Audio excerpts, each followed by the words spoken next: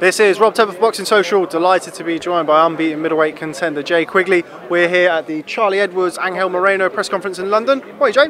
Alright, how's things? I'm very well, thank you, very well. Nice to have you over here. First time you've boxed in the UK this weekend. Yeah, you know, it's great for me. As I said earlier in the press conference, I've had 15 fights now as a professional. They've all been away from home in America, so England and the UK is not my home, but it's the closest thing to Ireland that I'll get right now. So I'm excited to be here on this side of the water, and I think for my fans as well, they don't have to travel halfway across the world to my fights now. They can travel here to London, which is great. And no, I have to say, you know, I'm on a great card here in London with some great fighters, and it's exciting times. It is very much so exciting times. For people who maybe aren't as familiar with your career, as I'm sure potentially would have been had you have boxed over here, very highly ranked with the WBC, you're kind of in and around the mix for world titles. Very exciting time to be middleweight. Yeah, without a doubt, and you know, as Eddie expressed earlier too, we have Golden Boy, we have Matchroom, DAZN, all working together, and whenever you mention them three names together, you have the likes of myself, who's number 5 with WBC, you have the likes of Danny Jacobs, you have the likes of Canelo, you have the likes of Triple G, you have the likes of Andrade. I'm rubbing my hands together here, you know what I mean? These are the lads that I'm coming for. And it all starts now on Saturday night. Get the ball rolling on Saturday night, get a good performance in, and push on hard and fast after that. You mentioned those names. I mean, it is a stellar, so who's who of talent really at middleweight, particularly those, they're all on DAZN. I mean, who is it that you've kind of got in your eyesight? Obviously, Canelo's going to be boxing Jacobs. I think the consensus is he potentially is going to go from there to box Golovkin in September. Is it going to be a case of you kind of remain impatient, or are you looking to push forward for those names as soon as possible? Look, since I turned professional, I wanted to be world champion. Otherwise, I would have picked an easier job, I think. So for me, I've had all these guys in my sights for a long time. But the thing about boxing is champions come and go.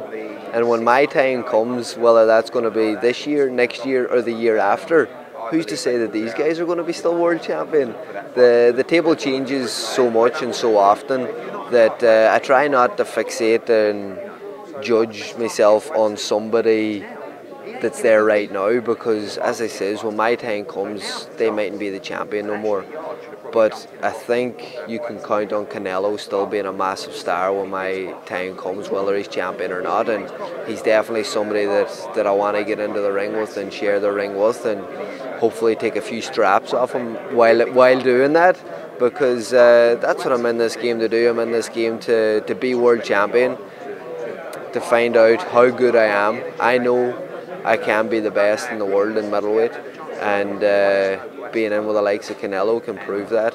And obviously we spend a lot of hard time, put a lot of hard work into this sport, make a lot of sacrifices, and we want to get paid at the end of the day as well. So that's what it's all about. First and foremost, it's about becoming world champion.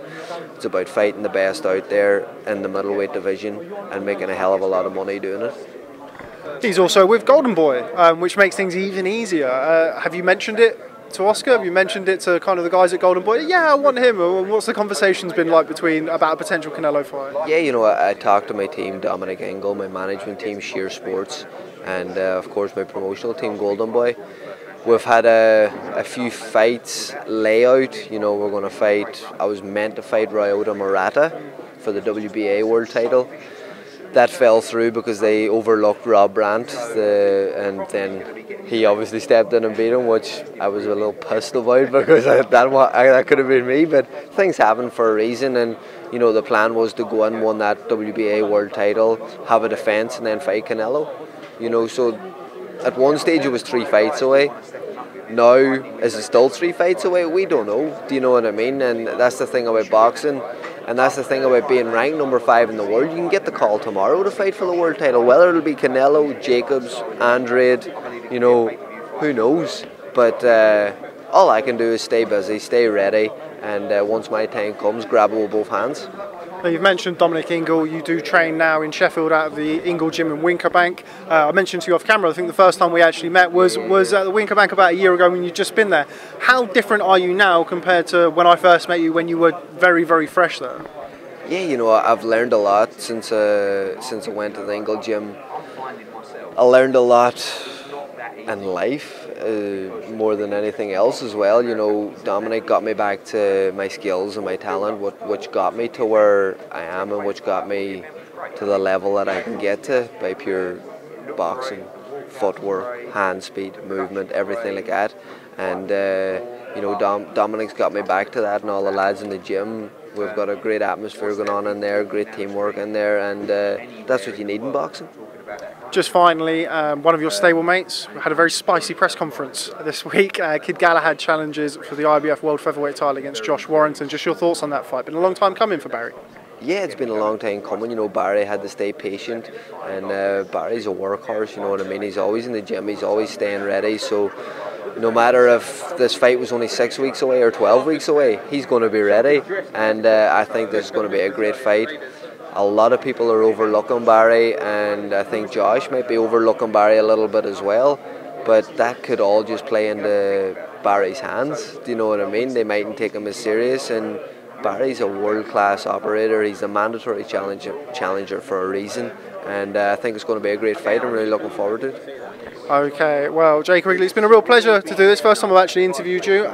Thanks very much for speaking to Boxing Social. Just before you go, ahead of your UK debut, what message have you got for fans who are going to be tuning in to see you on Saturday night? Enjoy having me on this side of the water for my UK debut, and thanks for all the continued support. I'm looking forward to seeing you on Saturday night, or for you all tuning in on Saturday night. Even remember to look into the camera. He's a real pro. Thanks very much for speaking to Boxing Social. Look forward to catching up with you soon. Thank you. Appreciate it. Cheers, mate. That was great. Thanks.